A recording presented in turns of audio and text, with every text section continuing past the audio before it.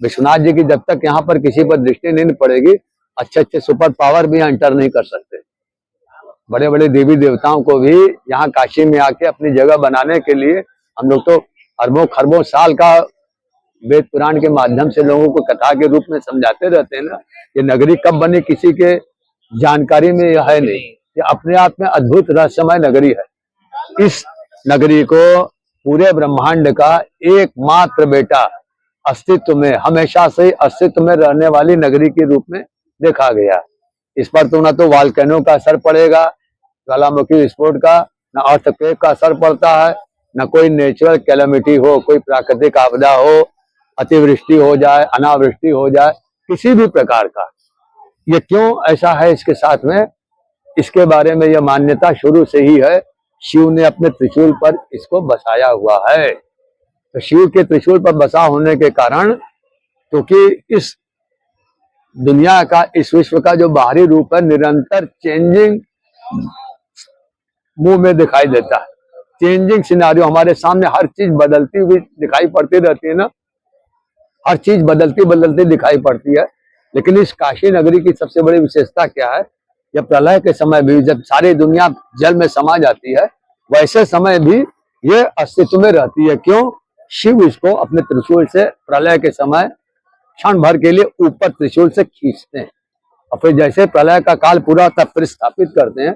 तो यहाँ की धरती पर, काशी की इस दिव्य धरा पर जब हम लोगों की यहाँ पर उपस्थिति हो जाती है, फिर other parts of this earth, धरती पर जितने अन्य स्थान हैं, वहां सब हम मनुष्यों का ह्यूमनाइजेशन होना शुरू होता है, धीरे धीरे मानवों का विस्तार होता है। ये ओरिजिन प्लेस है शिव के द्वारा स्थापित नगरी होने के कारण। इसको नगरी भी तुम इसलिए नहीं बोलोगी कि geographically you will never be able to define it geographically. इसलिए किसी कंट्री सिटी के बारे में हमको डेफिनेशन देना, एक्सप्लेनेशन देना है तो बताना पड़ेगा क्या बेस ऑफ का पॉपुलेशन क्या है, उसके बाद पॉपुलेशन के साथ में वहाँ का लैंग्वेज क्या है, क्या वहाँ पर ग्रेन्स वगैरह हम क्या हम कल्टीवेट करते हैं, कितने रिवर्स वगैरह हैं, नेचुरल सिनारियो वगैरह क्लैरिफाई करने के लिए ज्योग्राफी सब्जेक्ट को हम लोग बेस बनाते हैं। तो Kashi never can be defined as geography. जैसे ज्योग्राफी पढ़ते तो यही सारी चीजें हम बताते रहते हैं ना, बच्चों को नहीं बता सकती। तो काशी है क्या बेटा, उस डिवाइन लाइट का सिनोनिमिकल नेम है, पर्यायवाची शब्द।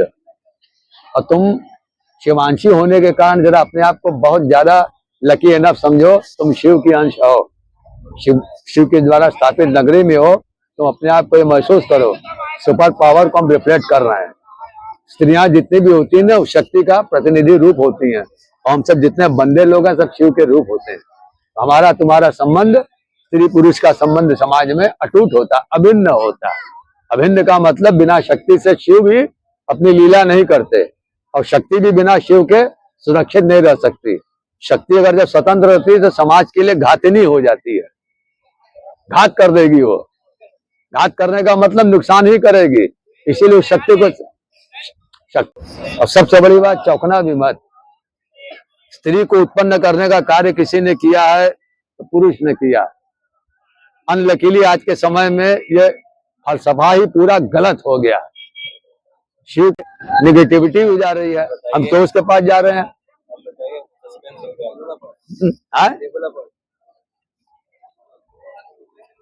हम सबसे उम्मीद करते हैं, बताना हमारा है, बताएंगे बेटा, सही चीज आना चाहिए ना, तब ना तुम सही अवधारणा लेके।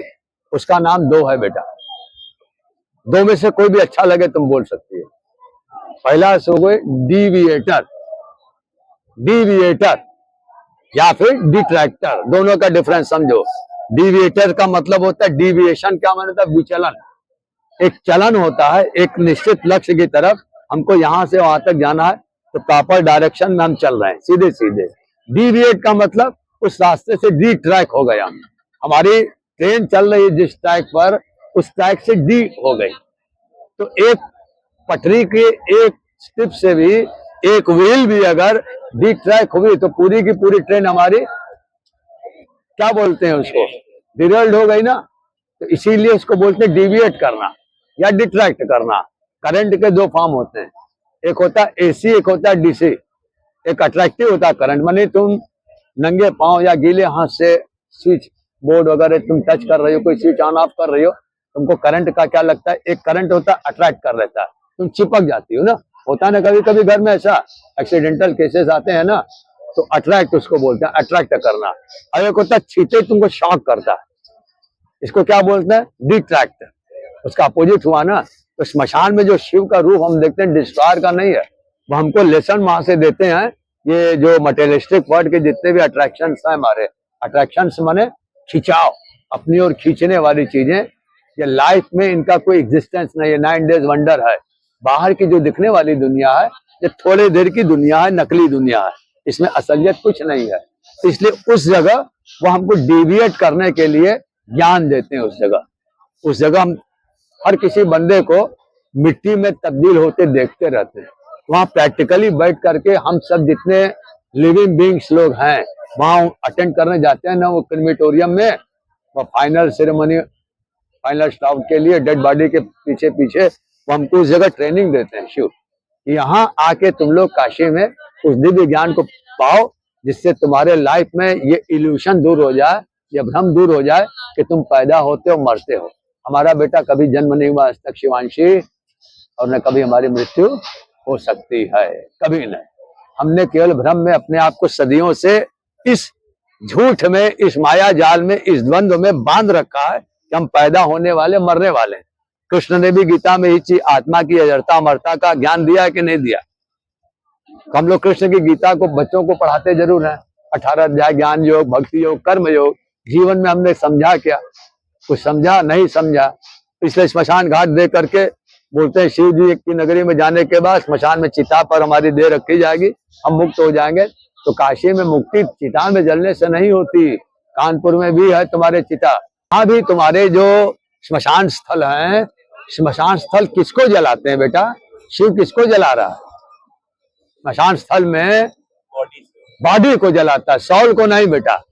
आत्मा अजर अमर है, इस आत्मा की अजरता अमरता का ज्ञान कराने वाला एकमात्र प्रमुख केंद्र काशी है।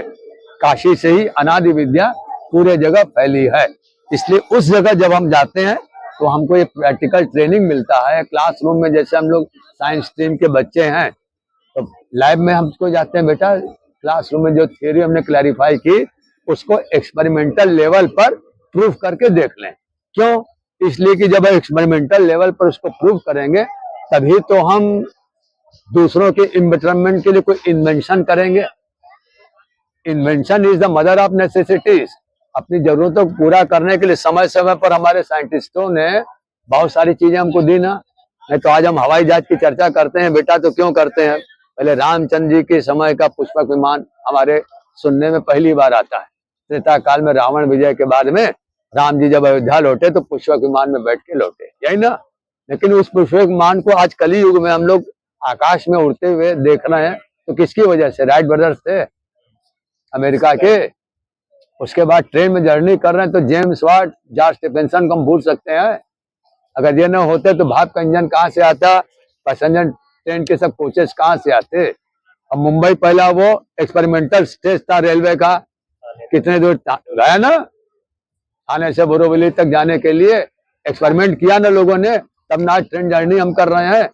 इसी तरीके से पहले चिट्ठियां हम लिखा करते थे, चिट्ठी, जैसे अभी जगदीश सिंह के गजल में आता है ना, चिट्ठी न कोई संदेह ना जाने कौन सदे जहाँ तुम चले गए। तो पहले चिट्ठी लिखते थे, चिट्ठी आई है, चिट्ठी आई है। लेकिन अब चिट्ठी की जगह उसके पहले क्या होता था बेटा?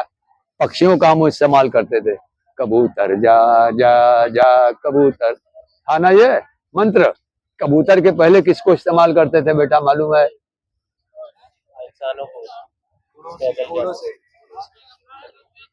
कबूतर के पहले बेटा बादलों को। कालिदास जी ने मेघदूतम लिखा है कि नहीं? मेघ को नायिका माध्यम बना के अपने पति तक संदेश भेज रही है। तो प्रकृति से हमने सारी शिक्षा ली। इसी तरीके से बेटा हमको जमीन के स्तर पर यह ज्ञान देने के लिए शिव ने उस स्थल में यह सीख दी है कि यहाँ की बाहर की दिखने वाली चीजें तुमको भुलावे में डालती हैं, भ्रम में डालती हैं।